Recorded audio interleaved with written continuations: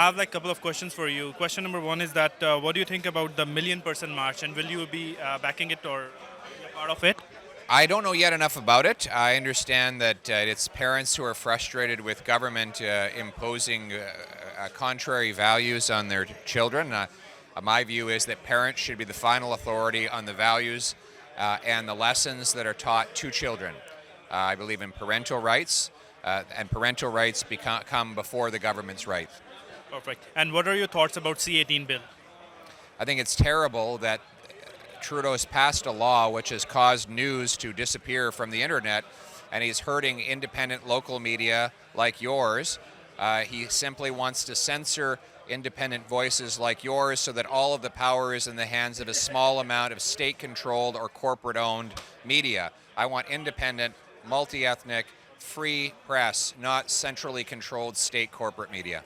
Okay, and there's a school of thought with the new immigrants and all the immigrants which are already here. And, a big part of the immigrants, they have a vote bank for Liberal. So how would you just concern their thoughts, thoughts that when you come into the power, so you're not cutting off the immigration? No, we're not. In fact, we're a pro-immigration party, but we want immigration that works. Look what Trudeau's done to our immigration system. We have international students living under bridges, and on the streets. We have refugees living on the streets of downtown Toronto.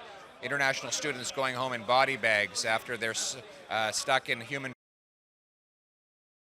abuse, and we have longer wait times that separate families. That's the true, and by the way, immigrant professionals not able to work.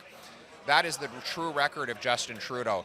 His incompetence, his divisiveness has made immigrants worse off, and that's why we need a common sense conservative government that will bring in immigration that allows newcomers to have a job, have health care, have affordable housing, and a better life to fulfill the Canadian dream. So you're not putting any cap on the immigration?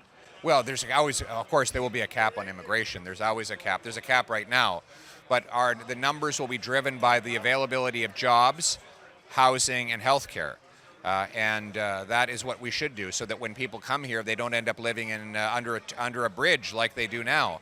We need to have they need to have a chance for an affordable home with reasonable rent in a safe neighborhood and a free country.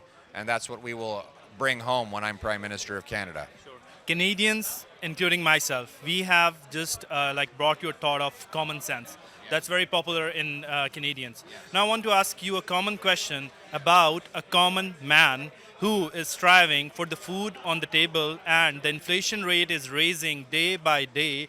The interest rates are hiking, and a common man is, to be very honest, a common man is in a big difficulty that how he's going to manage. So what is your plan to bring down the inflation in the first quarter of your government?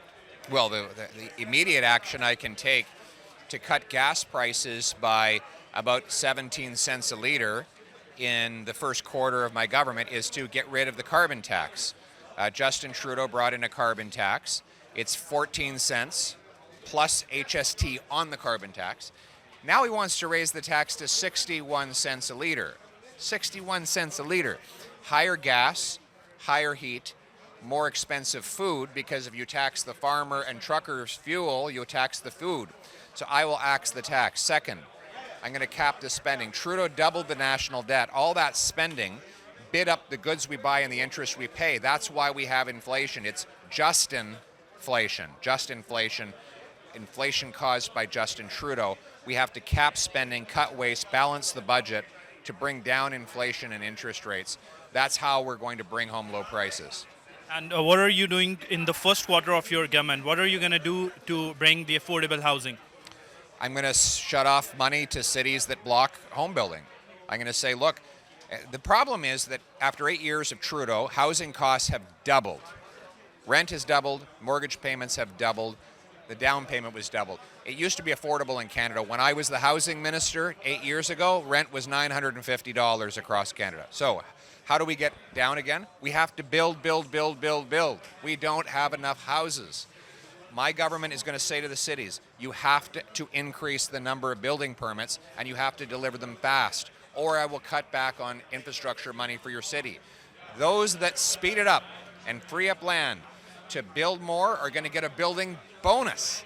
And we're going to sell off 6,000 federal buildings, thousands of acres of federal land. We're going to require every federally funded transit station be approved for high-density apartment skyrises all around for our young people and seniors to live next to the bus and train. Common sense. You want affordable homes? You've got to build them. And one more question while I was coming on my way here, and like my friends and family knew that you will already be here. So one big concern about the new immigrants is that, in fact, I'm not going to call them new immigrants, the people who are already in Canada and they're out of status. Are you, when you will become into power, so are you going to bring a new policy for them so that they get a status in Canada? And what are your thoughts about the refugee programs and processes? Are you going to support them while you will be into the power? Yes, I will support refugee programs. My wife was a refugee. So the best refugee program is private sponsorship. Government sponsorship is not very effective. We need some of it, but the best is private. Mosques, synagogues, churches, temples, nonprofits sponsoring refugees, raising money for them, getting them apartments, job interviews, language training, schools for kids. That is proven to be the most successful system of refugee resettlement. I will expand private sponsorship and direct resources and approvals to that approach of refugee resettlement.